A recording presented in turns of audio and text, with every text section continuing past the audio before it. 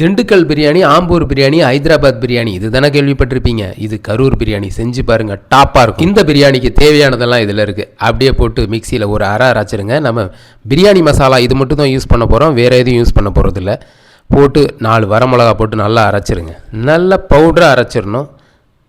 நான் 1/2 கிலோ அரிசி, 1/2 கிலோ கறி, 1/4 லிட்டர் கடலெண்ணெய் ஊற்ற போகிறேன். அப்படியே ஊற்றி இந்த வெங்காயத்தை நல்லா பொன்னிறமாக வர வரைக்கும் ஸ்லோவில் வச்சு வறுக்கணும். ஸ்பீடாக வச்சிடக்கூடாது. ஸ்லோவில் வச்சு பாருங்கள், இந்த கலர் வந்துடணும்.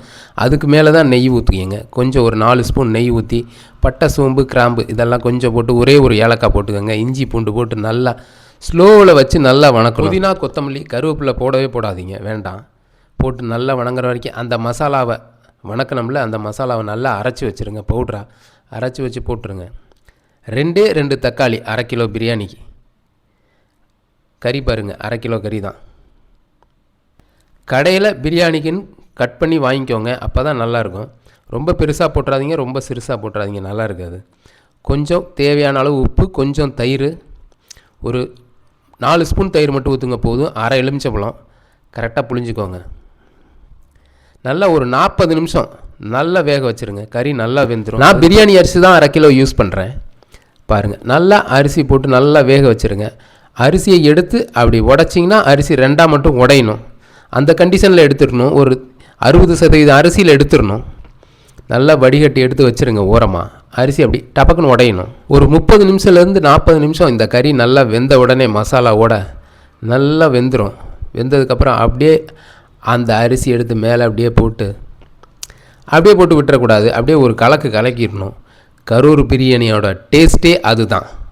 நல்லா கலக்கி விட்டுறணும். அப்படியே போட்டு வெள்ளையாக போட்டுறக்கூடாது.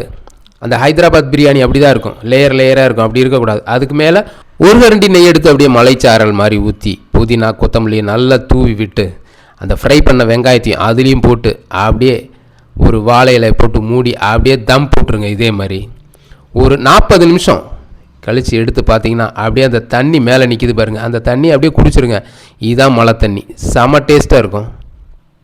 சுத்தமான தண்ணி, ஆனால் சூடாக இருக்கும். பாருங்கள், என்ன அருமையான பிரியாணி, கரூர் பிரியாணி. ஆஹா, இதுக்கு மேலே கொஞ்சம் கொத்தமல்லி தூவி விட்டுக்கோங்க, அருமையாக இருக்கும். அப்படியே ஒரு இலையில் பிரியாணி எடுத்து போட்டால் வாசம் கமகமகமான்னு தூக்கும் பாருங்கள்.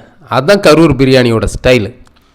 அப்படியே அந்த வெங்காய பச்சடி கொஞ்சம் ஓரமாக கூட அந்த குழம்பு, கொஞ்சம் எலும்பு குழம்பு கொஞ்சம் வச்சுருங்க. அந்த குழம்பு எடுத்து போட்டு வெங்காய பச்சடி போட்டு சாப்பிட்டா செம்ம டேஸ்ட்டாக இருக்கும். நீங்கள் சாப்பிட்டு பாருங்கள். சாப்பிட்டு பார்த்துட்டு வந்து சப்ஸ்கிரைப் பண்ணி லைக் பண்ணுங்கள், எல்லாத்துக்கும் ஷேர் பண்ணுங்கள். இது மாதிரி கட்டாயம் செஞ்சு சாப்பிடுங்க. நன்றி. மறக்காமல் சப்ஸ்கிரைப் பண்ணுறீங்களோ இல்லையோ செஞ்சு சாப்பிடுங்க.